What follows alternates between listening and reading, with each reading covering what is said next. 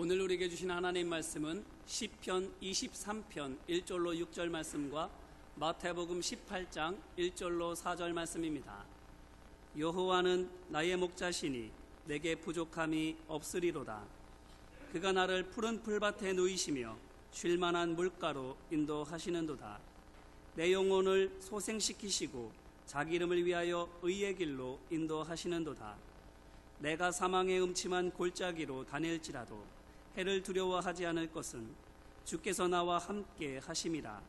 주의 지팡이와 막대기가 나를 안위하시나이다. 주께서 내 원수의 목전에서 내게 상을 차려주시고 기름을 내 머리에 부으셨으니 내 잔이 넘치나이다. 내 평생의 선하심과 인자하심이 반드시 나를 따르리니 내가 여호와의 집에 영원히 살리로다. 아멘. 이어서 마태복음 18장 1절로 4절 말씀입니다. 그때의 제자들이 예수께 나와 이르되 천국에서는 누가 크니이까? 예수께서 한 어린아이를 불러 그들 가운데 세우시고 이르시되 진실로 너희에게 이르노니 너희가 돌이켜 어린아이들과 같이 되지 아니하면 결단코 천국에 들어가지 못하리라. 그러므로 누구든지 이 어린아이와 같이 자기를 낮추는 사람이 천국에서 큰 잔이라. 아멘. 세상에 우연한 일이 없습니다. 길가에 놓여져 있는 돌 하나도, 피어있는 꽃 한 송이도 우연한 일이 아니죠. 하물며 사람과 사람의 만남이 어찌 우연한 일이겠습니까? 이 만남 속에 하나님의 특별한 인도하심이 있고 또 하나님의 복을 받는 만남이 되기를 축복합니다. 먼저 인사드리고 시작하겠습니다.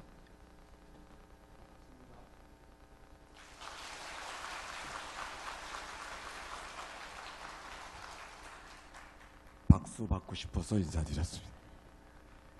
뜨거운 박수로 환영해 주시는 여러분들께 감사를 드리고, 어려움 속에서도 교회를 세워 지켜 나아가고 계시는 여러 교우님들, 앞장서 교회를 이끌어 가시는 장로님, 그리고 권사님, 그리고 집사님, 그리고 젊은이들, 온 교우님들, 그리고 찬양대 감사합니다.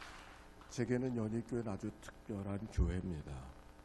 저희 선친께서 50년대 말에 여기서 목회를 하셨고, 제 기억 속에 처음 교회가 바로 이 연희교회입니다. 제가 이곳에 올 때는 어떻게 왔는지 모르겠어요. 전혀 기억이 없습니다. 그런데 이 교회를 떠날 때는 잘 기억하고 있습니다. 이사 가던 날이었습니다.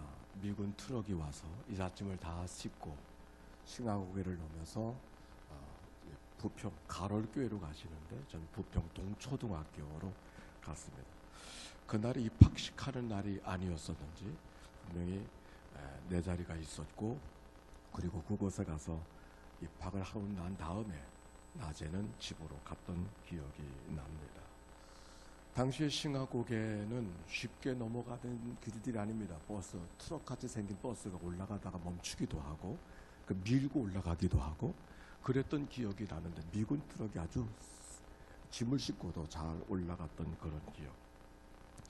그렇게 떠났던 저가 이제 다시 돌아와서 여러분을 만날 수 있게 된 것, 하나님의 또 다른 은혜고 감격입니다.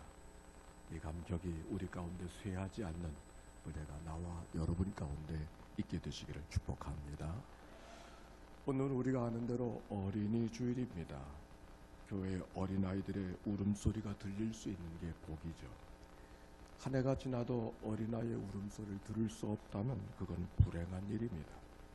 더욱이 교회 미래는 어린아이를 데리고 오는 젊은이들의 부부가 편안하게 느낄 수 있는 교회, 그리고 그들을 배려하는 교회, 그거는 곧 연만하신 어른들이 불편해지는 것을 말하지만 그 불편을 감당할 수 있는 교회가 미래가 있는 교회에 옳습니다.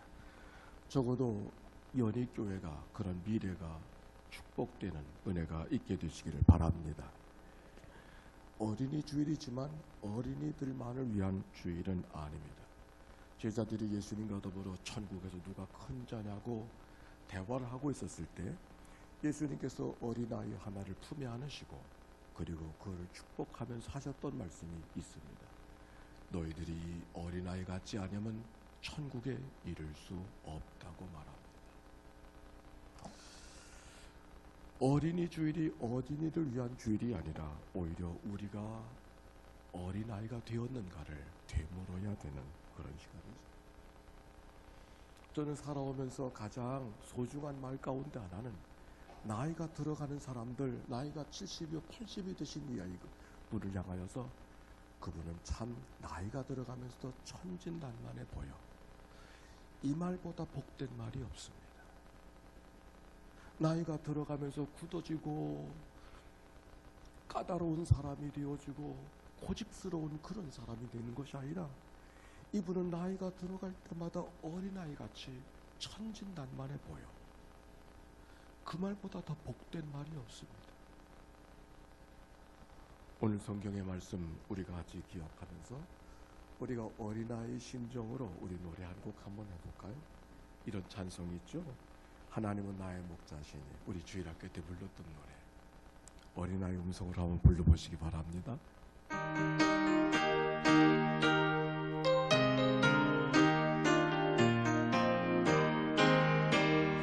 하나님은 나의 목자시니 내게 부족함이 없으리로다. 나로 하여금 푸른 풀밭에 걷게 하시며 찬찬한 실자로 인도하리. 다시 한번 하나님은 나의 목자시니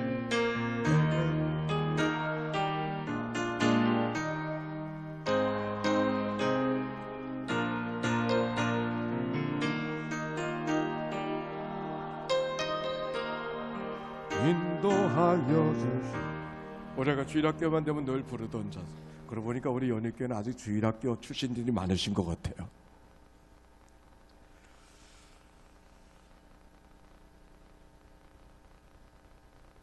이 곡은 이일레라고 하는 선생님이 마산 문창교회 지휘자였답니다. 그 마산 문창교회는 주기철 목사님이 심우했던 교회이기도 하죠. 그래서 온 나라 우리들의 시대 속에 어렸을 때 이 찬송을 주일학교 때마다 예배 때마다 불렀던 그런 기억. 그 기억을 갖고 오늘 성경의 말씀으로 가보도록 하겠습니다. 여호와는 나의 목자 되시니 내게 부족함이 없으리로다. 아마 세상에서 가장 사람들에게 애송되어지고 또 귀하게 여겨지시는 말씀이 바로 시편 23편이 아닐까요? 저는 임종을 앞에 둔 분들에게 꼭 찾아가서 마지막 아직 눈을 뜰 수 없는 그에게 귀는 들을 수 있다고 생각하고 귀 속에 대고 마지막 남겨지는 말이 이 말입니다. 난 이 말씀은 마지막 임종을 앞둔 사람들에게만 주신 말씀이 아니라 어린아이들에게, 이 땅에 살아가는 모든 사람들에게, 아니 어느 시절에 읽어도 너무 귀한 말씀. 오늘 여러분과 첫 만남 속에 이 말씀을 나누는 의미가 있는 것이죠. 하나님과 우리가 어떤 관계 속에 있는가? 양과 목자와의 관계. 우리들의 시대는 좋은 시대를 살고 있기 때문에 목자 없이도 양이 얼마든지 풀을 뜯어 먹을 수 있는 것이 한국이지만, 그러나 성지, 이 유대 이스라엘 나라는 목자 없는 양은 마치 물고기가 물을 떠난 것 같아서 살 수가 없는 거예요. 있으면 좋고 없어도 그만인 그런 관계가 아닌 것이죠. 필립 켈러라고 하는 사람이 양에게는 세 가지 특징이 있다고 그는 그의 책 속에서 이야기합니다. 그 사람은 호주에서 8년 동안 실제로 목자 생활을 하고 나서 양에게는 이런 특징이 있다. 양은 약한 존재다. 왜? 자기를 보호할 무기가 없다. 발톱이 있는 것도 아니고 뿔이 있는 것도 아니고 날카로운 이빨을 갖고 있는 것도 아니다. 또한 이 양들은 너무 단순해. 앞을 볼 시력이 약하답니다. 멀리 볼 수가 없대요. 소리는 들을 수 있는데 멀리 볼 수가 없어서 자기가 다가오는 여러 가지 위험한 상황에 대처할 수 있는 능력이 없다는 거예요. 그들이 옹기종기 모여 살 수밖에 없는 것은 보이지가 않으니까 옆에 있는 양들을 떠날 수가 없는 게 양들의 특징이라고 말합니다. 양들은 또 어리석어서 잘 넘어진대요. 근데 언제 넘어지냐면 새끼를 배웠을 때 잘 넘어진다 그래. 뚱뚱해지면. 살이 찌고 그러면 잘 넘어진다. 그리고 털들이 자라가지고 털들이 이 나뭇가지에 걸려지게 되면 넘어지는 일들이 있답니다. 사람도 몸이 부해지면 불편한 일이 있지요. 계단 올라가는 게 불편하고 걷기가 불편한데 정말 불편한 것은 신발끈 매기가 불편해져요. 또 몸이 뚱뚱해지면 세수하기가 불편하대요. 한국에서는 이렇게 뚱뚱한 사람이 별로 없는데 미국 가니까 정말 뚱뚱한 사람들 있더라고요. 근데 몸이 부해지면 또 불편한 게 있습니다. 호응이 잘 안 돼요. 우리가 살아가면서 이 양들의 모습처럼 우리가 그렇게 살아갈 때가 많이 있지 않는가? 사람이 대단한 것 같아도 얼마나 약한 존재인지 지나가는 말 한마디를 소화를 못 시키고 잠을 못 자잖아요. 사람이 얼마나 단순한지 다 죽음으로 70년 80년밖에 살 수 없음에도 불구하고 1000년 만년 사는 것처럼, 그게 인간의 모습 아닌가요? 삶에 사람이 얼마나 어리석은지 남들이 나를 넘어뜨리는 것이 아니라 자기 꾀에 자기가 넘어져서, 자기 욕심에 자기가 넘어져서 살아갈 때가 얼마나 많이 있어. 이 양의 모습이 곧 우리들 모습 같지 않나요? 오늘 다윗을 통하여 들려주시는 이 하나님의 말씀이 오늘 우리에게 무엇을 이야기하는가 성경을 펴고 같이 읽어봅시다. 시편 23편 1절 말씀 같이 읽어볼까요? 시작. 여호와는 나의 목자시니, 여호와는 내 목자시니 내게 부족함이 없으리로다. 정말 부족함이 없기 때문에 부족함이 없다고 이야기할까요? 아닐 거예요. 오히려 너무 많이 부족해서 어디 하나도 풀을 뜯어 먹을 수가 없고 어디 하나도 편안하게 마실 물을 구할 수 없었어. 이리 해봐도 방법이 없고 저리 해봐도 방법이 없어서 부족이 없기 때문에 부족이 없다고 말하는 것이 아니라 너무 부족해서 정말 기가 막힌 상황이 되어졌어. I lack nothing. 아무것도 없어. 그러나 목자만 내 옆에 계시면 내게 부족함이 없으리라. 마치 천둥이 치고 바람이 불어온다 할지라도 엄마의 품에 안겨 있기만 하면 새근새근 잠을 자는 어린 아이처럼 말이에요. 2절 말씀 시작. 그가 나를 푸른 풀밭에 누이시고 쉴만한 물가로 인도하십니다. 그가 나를 푸른 풀밭에 누이시고, 풀을 뜯어먹을 풀을 찾아가는 굶주린 양의 모습이 아니라 그건 이미 지나갔어요. 그 풀 위에 누워져 있는 모습, 얼마나 편안하고 만족한 모습일까. 주님이 그렇게 인도하신다. 잔잔한 물가로 인도해 주신다. 여러분, 물이라고 하는 것은 그렇게 잔잔하기만 한 것이 아니에요. 특별히 이스라엘 백성, 성경의 백성들에게 물음은 인간이 감당할 수 없는 존재가 물이라고 생각했어요. 그래 바다로 나가기만 어렵지 않아요. 그들은 특별히 노아의 홍수에 대한 삶의 경험이기 때문에 물은 힘들고 어렵고 우리를 고단하게 하는 것이라고 하는 그런 전제가 있어요. 그런데 자기들의 삶을 요동치게 만드는 세찬 물결이 아니라 잔잔한 물결 인도하여 주시는도다. 3절 읽어볼까요? 시작. 내 영혼을 소생시키시고 자기 이름하여 의의 길로, 내 영혼을 소생시켜 주시고 소생시켜 회복시켜 주신다고 하는 말씀. 본래의 모습으로 회복시켜 주시고 제자리에 돌아가게 만들어 주시고 뭔가 본래 모습으로 다 온전케 해주신다고 하는 이 말씀. 여러분 가운데 회복이 필요한 분들이 없나요? 관계 회복되기를 원하고 건강이 회복되기를 원하고 우리의 삶의 여러 가지 환경이 회복되기를 원하는 마음, 우리 주님이 회복해 주신다. 또 이렇게 말합니다. 이름을 위하여 의의 길로 인도하시는도다. 의의 길, 공정한 길, 바른 길, 옳은 길, 제대로 된 길, 본래의 길. 우리는 인생의 지름길을 찾습니다. 어디가 성공의 지름길인가, 어디가 출세가 빠른 길인가. 하나님이 우리에게 원하시는 건 출세의 지름길이 아니라 바른 길로 걸어가기를 원하십니다. 멀리 돌아가는 길이랄지라도 하나님의 바른 길, 힘들고 어려움이 우리가 찾아왔지만 하나님이 원하시는 바른 길, 하나님은 그 길로 우리를 인도해 주시겠다고. 4절 말씀 시작. 내가 사망의 음침한 골짜기로 달지라도 해를 두려워하지 않을 것은. 사망의 음침한 쌀마베스, 쌀이란 말은 그림자라고 하는 마베스, 이거는 죽음이라는 말, 죽음의 그림자가 드리워져 있는, 죽음의 그림자가 드리워져 있는, 죽음으로 둘러싸여져 있는, 이리 해봐도 길이 없는 것 같고 저리 해봐도 길이 없는 것 같은, 양의 입장으로 봤더니 이리 살 수도 없고 저리에도 살 수가 없는 그 토간에 든 쥐와 같은 양의 모습. 그냥 그 자리에서도 나는 두려워하지 않겠다. 하나님이 나를 인도해 주시고 하나님이 함께 해주시기 때문에.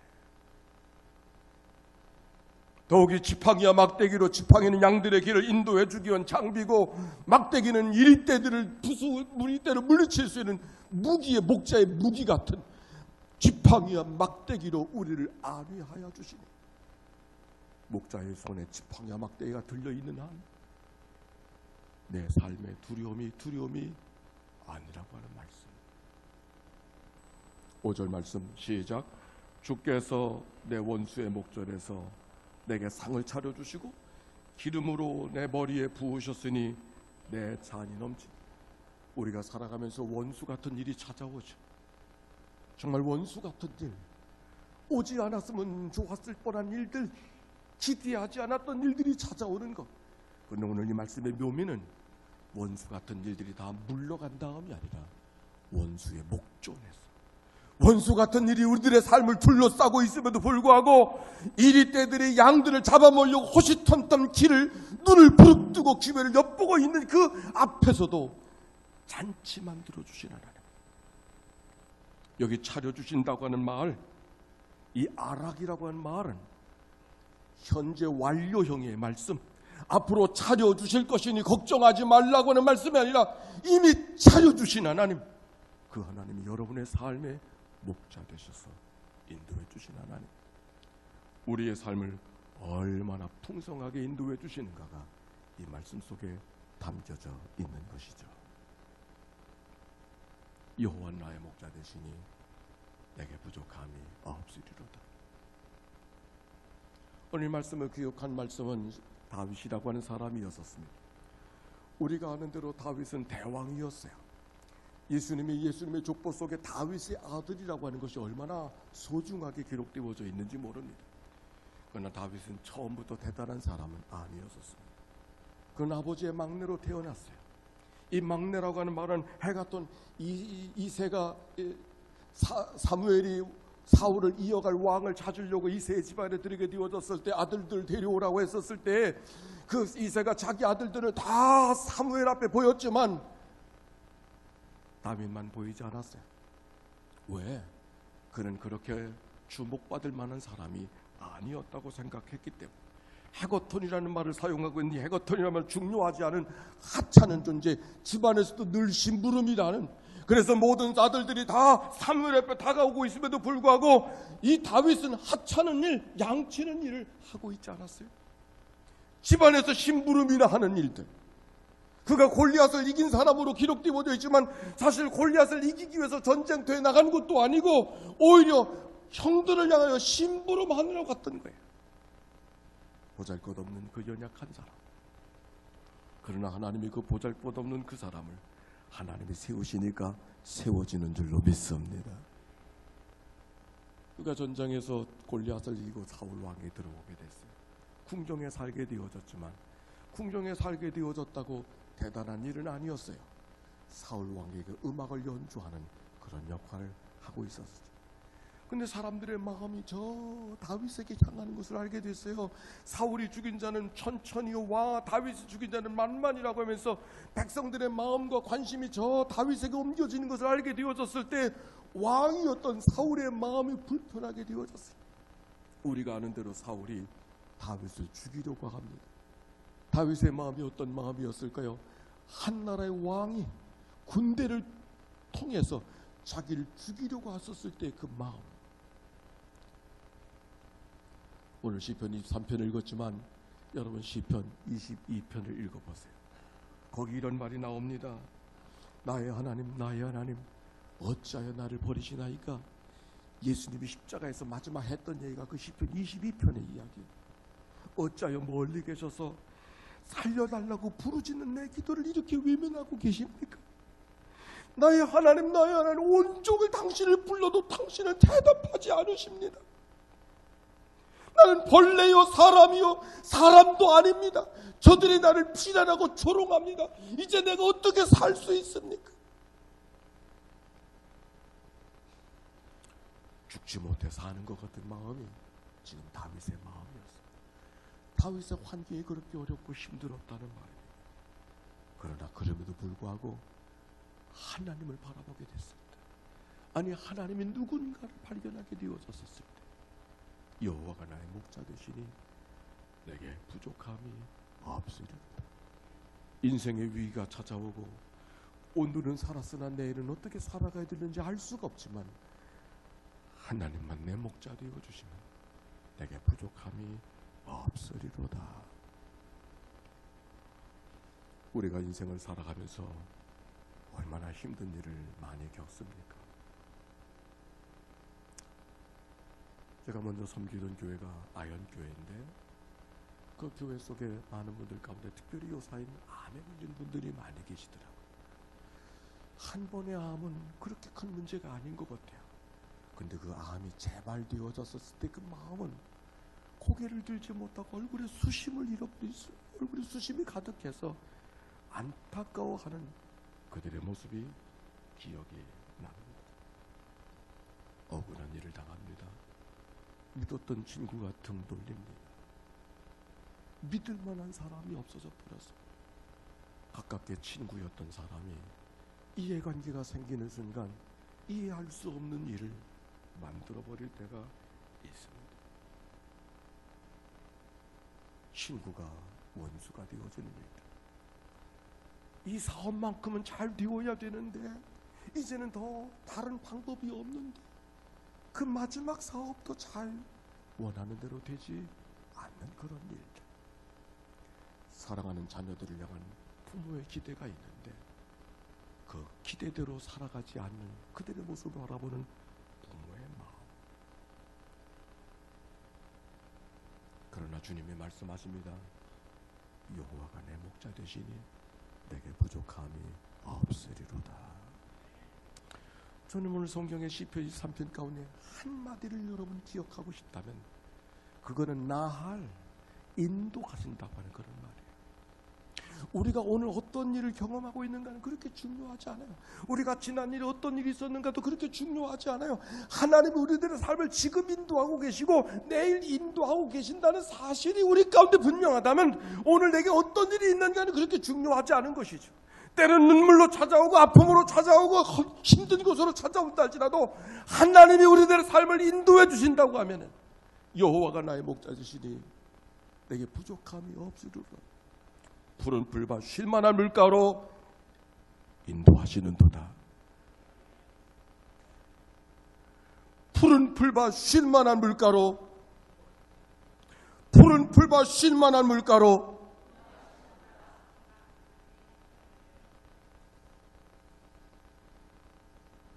사망의 음침한 골짜기를 다닌다 할지라도 해받을 것을 두려워하지 않은 것은 주께서 나를 의의 길로 인도하시는도다.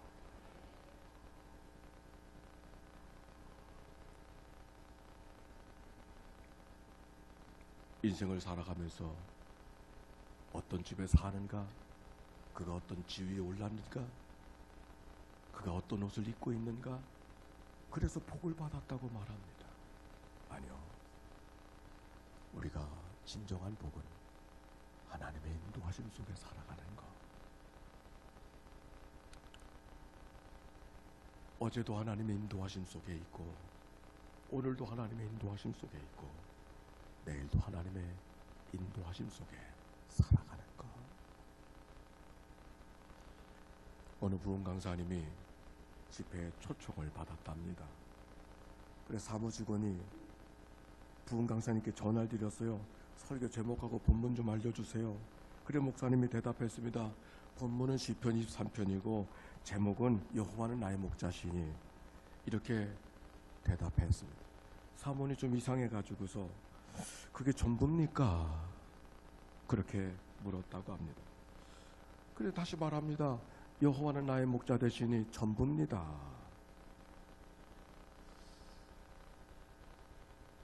여호와는 나의 목자 되시니 그게 전부입니까? 또 물었어요. 목사님이 이렇게 대답했습니다. 여호와는 나의 목자 되시니 그러면 됐지, 그 다음에 뭐가 더 필요하냐고. 여호와는 나의 목자 되시면 그거면 됐지, 그 다음에 무엇이 더 필요하냐고. 그렇지 않습니까? 여호와는 나의 목자 되시니 부족함이 없는 줄로 믿습니다. 여러분의 삶의 여정은 어떻게 기억하고 계시는지. 제 삶의 여정도 실패의 경험들이 있습니다.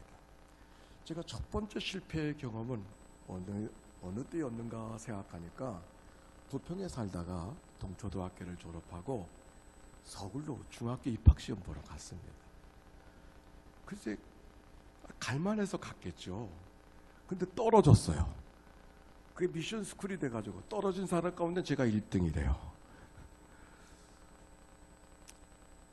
저보다 저희 아버지가 안타까워하셔가지고, 어린 시절이니까 그 아버지가 상당히 섭섭해가지고 안타까워하시던 일들이 지금 기억이 납니다.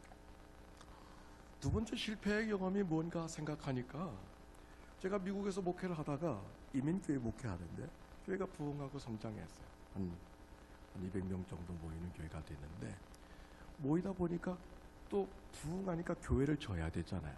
근데 일찍 이민 오신 분은 어차피 이민 세대는 지나가는 세대니까 굳이 예배당 필요하냐고 이렇게 말하고, 한쪽엔 우리가 가뜩이나 백인들이 구박받으며 사는데 우리끼리 김치찌개라도 편안하게 먹을 수 있는 자리가 있어야지 하고 이렇게 충돌하다 보니까, 다 맞는 얘기지만 결국 교회가 부스러지게 됐어요. 교회가 두 쪽 나면 두 쪽에 네 쪽 납니다. 이쪽과 이쪽이 있고 꼭 가운데 쪽이 생깁니다. 그리고 또 한쪽이 생기는데 낙심하는 쪽이 생깁니다.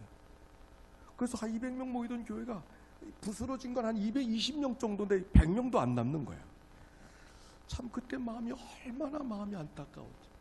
내 목회 속에 이렇게 교회가 분열을 겪을 거라는 상상을 못하고, 저는 그렇게 목회를 안 해봤고 또 그렇게 기도하지 않았는데 정말 견딜 수 없는 그런 안타까움, 뼈가 끊어지는 것 같은 그런 아픔을 느꼈던 기억이 납니다. 또 한 번의 실패가 언제인가 그랬더니, 한 2년 전 제가 2016년도에 감리교 감독회장 선거에 나갔다가 낙방을 했습니다. 하나님의 뜻이라고, 정치를 도모하던 사람은 아닌데 이 하나님의 뜻이라고 생각해서 부름을 따라갔는데 아니고, 그리고 하나님의 부름 따라갔기 때문에 틀림없이 된다고 생각하고 그 밖에는 전혀 생각도 하지 않았어요. 그런데 안 된 거예요. 얼마나 마음이, 하나님이 부름이라고 생각했기 때문에 더 마음에 큰 아픔이 있었던 것 같아요. 기도원을 갔습니다. 하나님 이게 뭡니까? 견딜 수 없는 마음, 상한 마음을 갖고 하나님을 향하여 얼굴을 대면하고 있었을 때 들려준 책 한 권이 있었습니다. 책 제목이 실패의 향연이라고 하는 그런 책이었습니다. 크리스티아나테 튀린치라고 하는 사람이 쓴 책인데, 그 책에 이런 글이 있습니다. 사람이 인류의 여정 속에 실패의 경험을 갖고 살아가는 것은 언제나 그런 것이 아니었다는 거예요. 언제부터 인간의 문화 속에 실패라는 감정이 들어오게 되어졌는가? 이거는 르네상스, 이성의 시대가 되면서부터 들어왔다는 거예요. 그 이전의 사람은 성공인이 이런 말조차가 없었어요. 이미 성공인이 실패를 말한다면 그건 태어나면서 결정되는 것이지, 노력하고 수고한다고 신분이 바뀌어지는 게 아니니까. 실패라는 감정은 예전에 없었던 감정인데 이성의 시대가 되어지면서 비로소 인간의 마음속에, 인간의 문화 속에 실패라는 문화가 들어왔다는 사실을 알려주는 거예요. 그리고 생각해 보니까 아하, 내 마음속에 실패했다는 마음이 든 것은 오히려 하나님의 뜻을 구한다고 하면서 내가 뭔가 의도적으로 하고 싶은 일이 있었기 때문에 내 마음에 실패가 들어오는 것이지, 내 실패가 하나님께도 실패였을까? 하나님께는 그렇지 않을 것 같아요. 나를 향한 하나님의 관심은 감독회장이 아닌 거죠.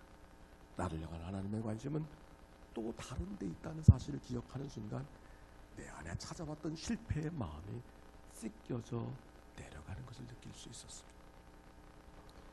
그리고 생각해보니까 제가 중학교 서울대 가서 입학시험에 떨어지길 잘했지, 그때 떨어지지 않았으면 인천 사람 못됐을 텐데, 그래서 인천 후기 중학교에 들어가게 됐거든요.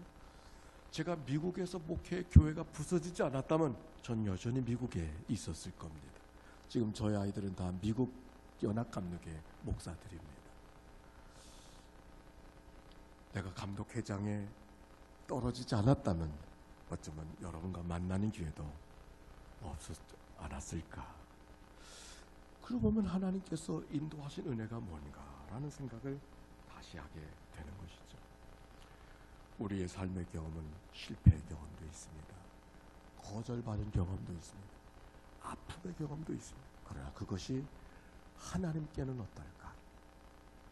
하나님의 선한 인도하심이 모든 기회 속에 숨겨져 있음을 기억하고 그 주님을 의지하며 걸어가는 삶이 되시기를 축복합니다. 어거스틴이 그래서 이렇게 말했습니다. 따라서 합시다. 하나님은 선하신 분입니다. 그에게는 실수가 없는 분입니다. 선한 목자 되신 하나님, 실수가 없으신 하나님, 오늘도 우리 가운데 함께 하신 하나님이 여러분의 삶의 고백으로 하나님을 찬양할 수 있기를 바랍니다.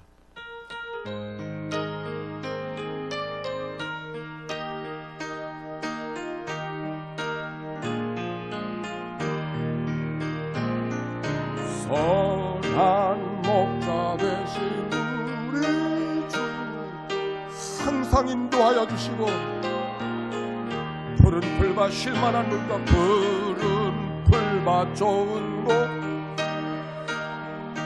우리 먹여주소서. 선한 목자 구세주여 항상 인도하소서. 선한 목자 구세주여 항상 인도하소서. 하나님이 여러분의 삶을 항상 인도해 주시는 줄로 믿습니다. 그런데 그 하나님 어떻게 어디까지 인도해 주시는가? 6절 말씀 같이 읽어봅시다. 시작. 내 평생의 선하심과 인자하심이 반드시 나를 따르리. 내가 여호와의 집에 저는 이 마지막 말씀에 특별히 주목하고 싶은 말씀은 반드시라는 말입니다. 에크, 슈얼리. 여기 왜 반드시라는 말씀이 있을까? 내 평생의 선하심과 인자하심이 나를 따르리니, 이렇게 해도 문맥에 조금 어색하지 않은데 왜 여기 반드시라는 말이 있을까? 그렇습니다. 우리가 때때로 하나님의 선하심을 도저히 느낄 수 없는, 때때로 하나님의 사랑스러움을 도저히 경험할 수 없는 그런 때가 있는 것이죠. 하나님 선하심과 인자하심으로 날 함께 하신다고 하더니 말씀이나 하시지 말지, 복을 주신다고 하시더니 말씀이나 하시지 말지, 이게 복입니까? 이게 선하신 일입니까? 이게 인자하신 일입니까? 이렇게 묻고 싶을 때, 그럴 때가 있다는 거죠. 그러나 그때도 반드시 이루신 분이 하나님이신 줄로 믿습니다. 오늘 말씀 속에 특별히 주목하고 싶은 나의 목자라고 그랬어요. 너의 목자도 아니고, 우리 집안의 목자도 아니고, 우리 민족의 목자도 아니고, 내 목자. 여호와는 나의 목자 되시니도 아니고 이미 이신이 되신 분이 아니라 이신 주. 하나님이 내 목자 되시지 못할까 봐 걱정할 게 없어요. 이미 하나님은 우리의 목자 되셨어요. 우리에게를 선하게 인도하시는 분인 줄로 믿습니다. 자기 이름을 위하여 의의 길로 인도하시는데 하나님이 자기 이름을 걸고 인도하시겠다고 말씀하십니다. 하나님이 자기 이름을 걸고 인도하시겠다. 그게 오늘 성경에 있는 이야기.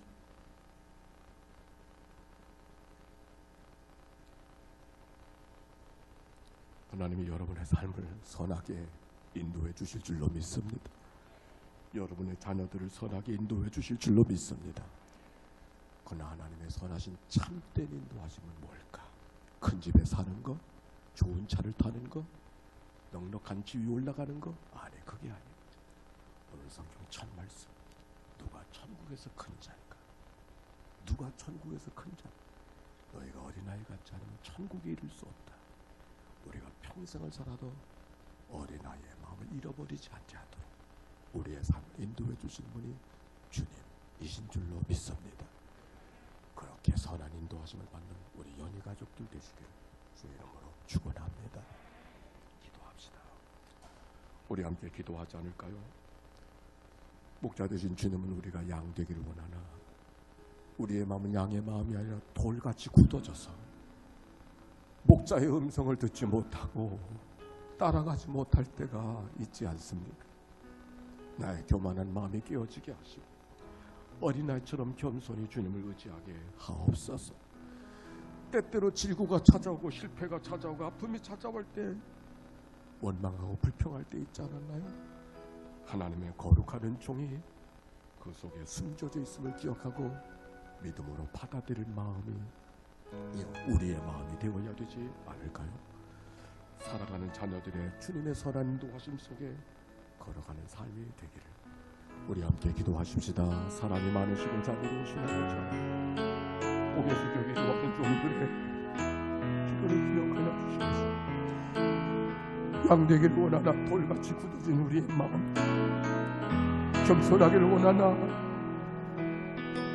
교만한 우리의 마음도 어떻게 하든지 우리의 삶을 선하게 인도하고 가시려는 하나님의 선한 인도하심이 우리 가운데 있음을 기억하고 믿음으로 걸어가는 주의 백성들 되게 하시옵소서. 사랑하는 자녀들을 허락하신 하나님 감사합니다. 하나님의 선한 인도하심으로 그들의 인생의 구비구비 속에 떠나지 않게 하여 주시옵시고 하나님 그들에게 믿음의 엄마, 사랑의 엄마가 되게 하여 주소서. 믿음의 가문을 세워가는 데 부족함이 없도록 하나님 우리들의 삶을 인도하시고 주장하여 주옵소서.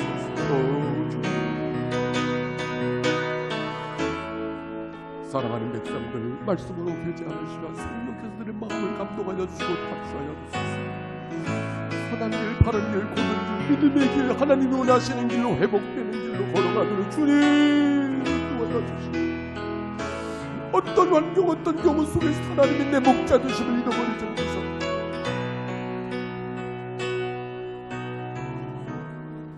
두 손 들고 찬양합니다. 다시 오실 왕 여호와께 오직 주만이 나를 다스리네. 두 손 들고 찬양합니다. 다시 오실 왕 여호와께 오직 주만이 나를 다스리네.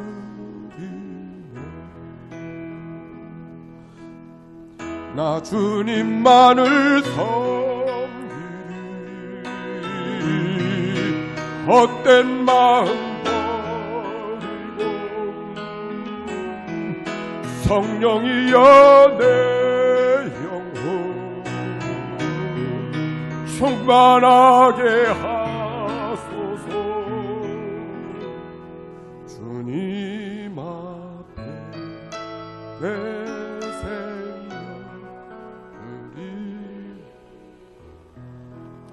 하나님 그렇습니다. 돌같이 굳어진 우리의 마음, 목자 앞에 선 양들의 마음 되게 하옵소서. 어린아이 같지 않으면 천국에 이를 수 없다고 했는데 우리의 삶은 연륜이 뭔지 어른의 마음이 되어져서 고집스러워졌습니다. 마음이 강팍해졌습니다.